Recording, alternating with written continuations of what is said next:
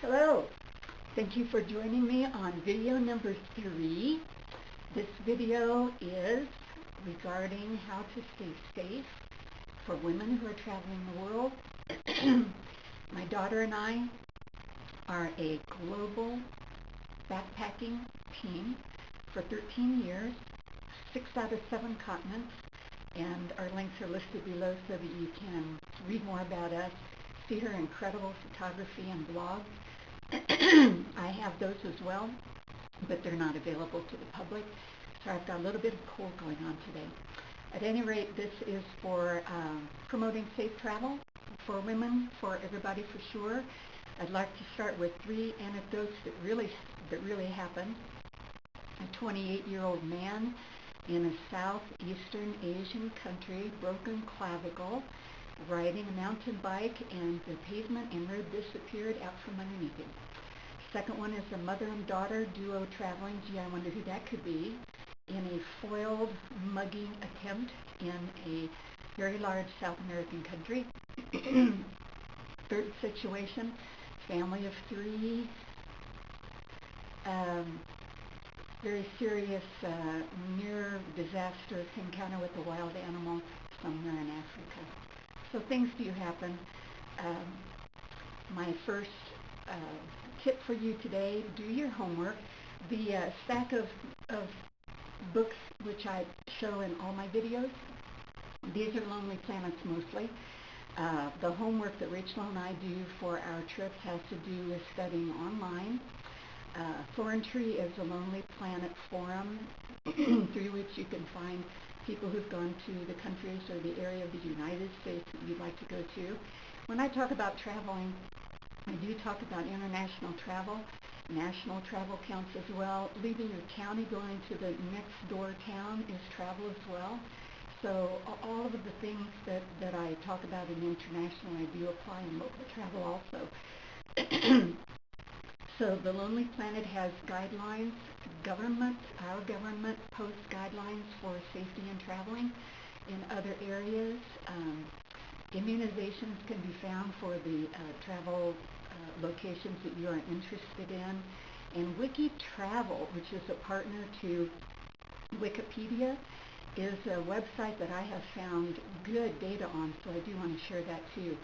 Second tip is, if you're traveling alone, and I do travel alone, and my daughter has traveled alone and will, make a friend or make friends.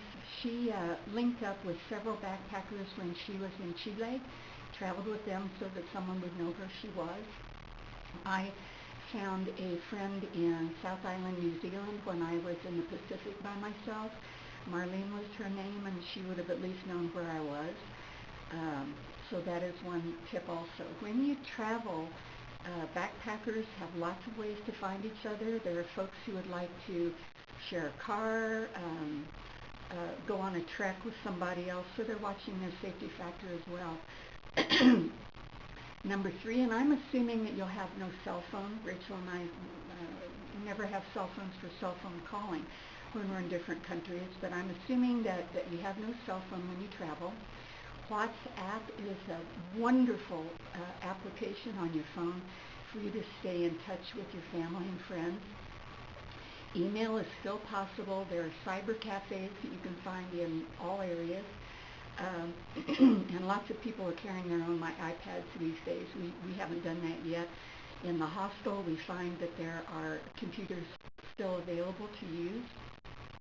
And Skype is a wonderful thing to be able to connect on as well, SKYPE, and all of these you can find online. Number 4 is pepper spray. I need to say no more. It's pepper spray. It's lightweight. You pack it in my luggage, and say no more. Number 5, use your sixth sense and your instincts. Let your mind and your body operate as you're going along, and pay attention. If something doesn't feel right, don't second guess it. Just get yourself to a safer place or around people. When I'm talking about possible dangers, I'm talking about the physical area, like the guy whose road disappeared from underneath him. Animals, wild or domestic, and people would be my third category. Number 6, be aware of your surroundings. It isn't that being out in the countryside is so much safer than a city. It isn't so much that the city is more dangerous than the countryside. Rachel and I were just on a trek where there had been postings of robberies of the trekkers. So I was on as much alert out in the country as I was in a city. Life is life.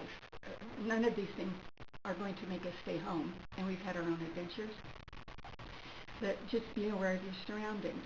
She and I have an understanding that if she says something very briefly to me or I say something briefly to her, we don't argue with each other, we just do what the other one is asking. Number 7, talk to the locals. When we were in, and I'm not going to name this city, we all have our own travel journey and travel story, so I don't want to give a bad comment about any of these places, so I'm staying very circumspect. We were in a large South American city and had read in The Lonely Planet and online that certain parts of the town were not safe. So we could easily ask the people who ran our guest house what was right. And they gave us a very clear periphery about where we were safe after dark walking by ourselves. We had no problem at all. But the locals know what's excuse me. The locals know what's happening, and they know their area, so that would be my 7th reference. This is my number 3 video, and I hope that helps you very much. Rachel and I very soon will start investigating our next trip. All of this that I'm sharing with you on the first, second, and third 5-minute videos are all active applications, I could say, for what we do as we're researching our next place to travel to. I hope you're having a great day. I hope that you'll be staying safe, and thank you for checking in. Bye now.